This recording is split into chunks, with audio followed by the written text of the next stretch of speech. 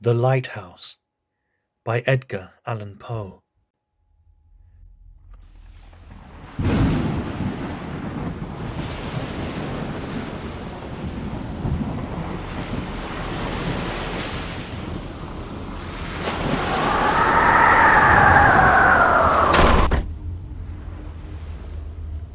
Jan 1st, 1796.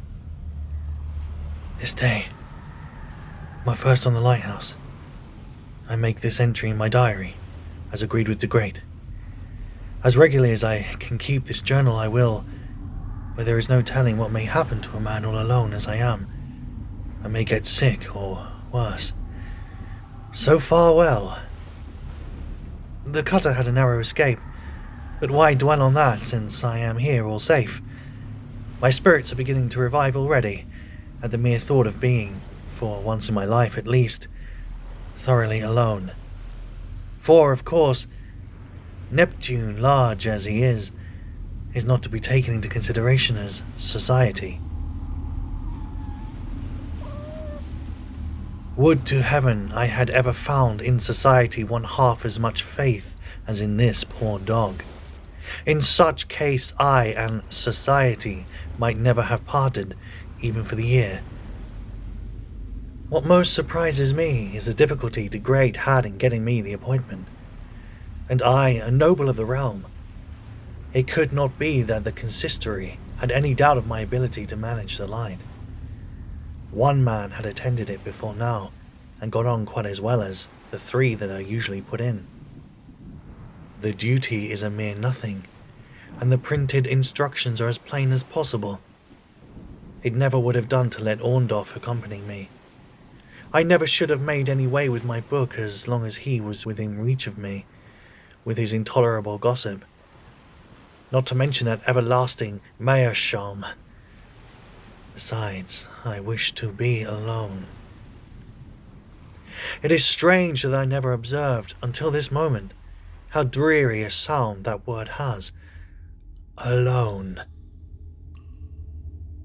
I could half fancy there was some peculiarity in the echo of these cylindrical walls, but oh no,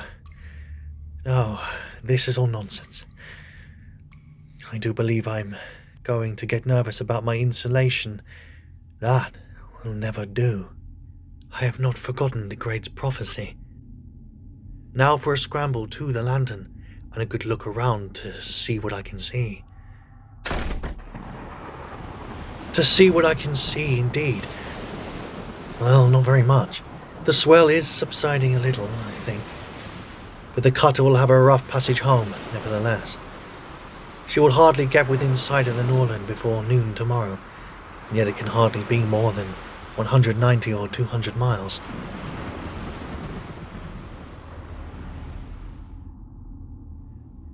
Jan 2nd. I have passed this day in a species of ecstasy that I find it impossible to describe. My passion for solitude could scarcely have been more thoroughly gratified. I do not say satisfied, for I believe I should never be satiated with such delight as I have experienced today. The wind lulled about daybreak, and by the afternoon the sea had gone down materially. Nothing to be seen with the telescope even, but ocean and sky with an occasional gull. Jan 3rd. A dead calm all day. Towards evening the sea looked very much like glass. A few seaweeds came in sight, but besides them absolutely nothing all day, not even the slightest speck of cloud. Occupied myself in exploring the lighthouse. It is a very lofty one, as I find to my cost when I have to ascend its interminable stairs, not quite 160 feet, I should say, from the low water mark to the top of the lantern. From the bottom inside the shaft, however, the distance to the summit is 180 feet at least. Thus the floor is 20 feet below the surface of the sea, even at low tide. It seems to me that the hollow interior at the bottom should have been filled in with solid masonry. Undoubtedly the whole would have been thus rendered more safe. But what am I thinking about? A structure such as this is safe enough under any circumstances. I should feel myself secure in it during the fiercest hurricane that ever raged. And yet I have heard seamen say occasionally, with the wind at southwest, the sea had been known to run higher here than anywhere within the single exception of the western opening of the Straits of Magellan. No mere sea, though, could accomplish anything with this solid iron-riveted wall, which at 50 feet from high water mark is 4 feet thick, if 1 inch. The basis on which the structure rests seems to me to be chalk. Jan 4th.